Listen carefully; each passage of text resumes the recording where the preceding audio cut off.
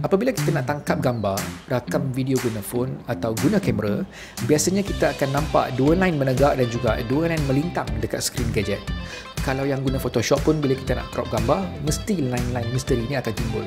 Jadi kepada yang tak tahu dan nak tahu kegunaannya, boleh tonton video ini sampai habis. Dalam bidang visual screen ini, anda kena tahu satu istilah yang dinamakan sebagai frame composition. Makhluk ini penting untuk kita dapatkan visual yang kemas dan juga ada fokus. Jadi adalah Mamat ataupun Minah mana yang mencipta konsep line menegak dengan melintang ini untuk membantu para videografer dan juga filmmaker untuk mendapatkan komposisi visual yang menarik. Dan benda ini dinamakan sebagai rule of third. I have one rule. And that's the rule you have to break to know the truth. Which is?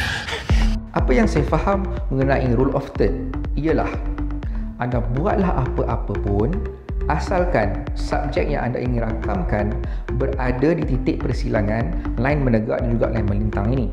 Tak kisahlah dia bertindih dalam satu point ataupun kombinasi 2 point melintang ataupun menegak ataupun kombinasi 3 point ataupun kombinasi 4 point.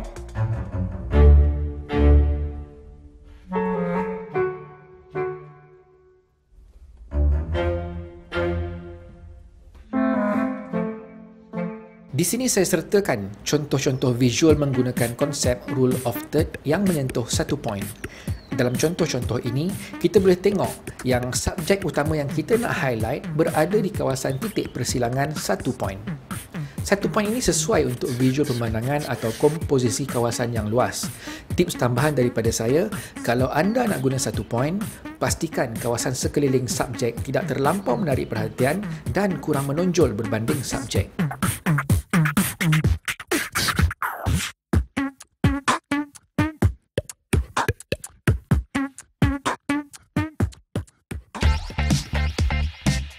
Komposisi 2 point pula memang standard dan paling banyak digunakan. Yang bezakannya hanya melintang ataupun menegak. Bergantung kepada keadaan subjek yang anda nak highlight. Tips tambahan, sama macam sebelum ini. Kawasan yang disentuh oleh dua titik lain mesti kurang menonjol daripada subjek. Kalau subjek anda binatang ataupun manusia, visual anda menghampiri kesempurnaan kalau kepala atau mata subjek berada di titik atas kiri atau kanan. So the location of the resistance bases need to know. This? You gotta tell us where your base is. Komposisi 3 point kebiasaannya digunakan apabila kita ada subjek yang bentuknya fleksibel.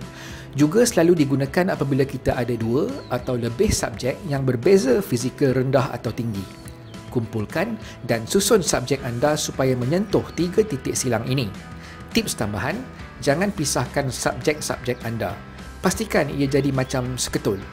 Sebab tu gambar ini pada saya agak gagal dalam menggunakan komposisi 3 point.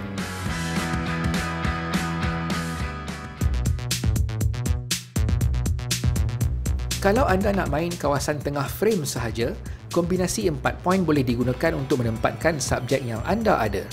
Boleh apply kalau ambil grup foto ataupun video. Tips untuk kombinasi ini, pastikan subjek anda sentuh ke 4 titik. Kalau lebih daripada satu subjek pun, tak kisah terpisah atau nampak macam seketul. Tapi pada saya yang terbaiknya, bagi nampak macam seketul dan juga bersambung.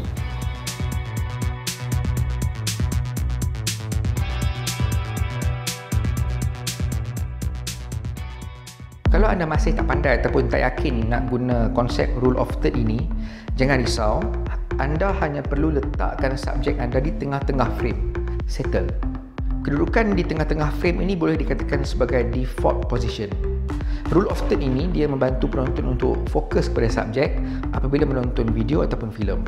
Kedua-dua biji mata kita ni bergerak serentak untuk melihat dan fokus satu perkara pada satu masa yang sama. Rule of third ini sebenarnya membantu penglihatan kita untuk faham dan tak letih menonton. Sebab tu komposisi gambar macam ni tak sesuai dan menarik. Sebab mata kita bukan gerak macam gini. We can rule the galaxy as father and son. Jadi kalau anda inginkan post-post mengenai ilmu video daripada kami di Duflix, Pastikan like dan juga follow page Facebook Duflix kami di Duflixian. Like dan kongsikan video ini. Subscribe channel YouTube Duflix untuk tonton pelbagai lagi video berilmu yang kami terbitkan. Semuanya untuk membantu anda menjadi seorang videografer yang berkemahiran tinggi.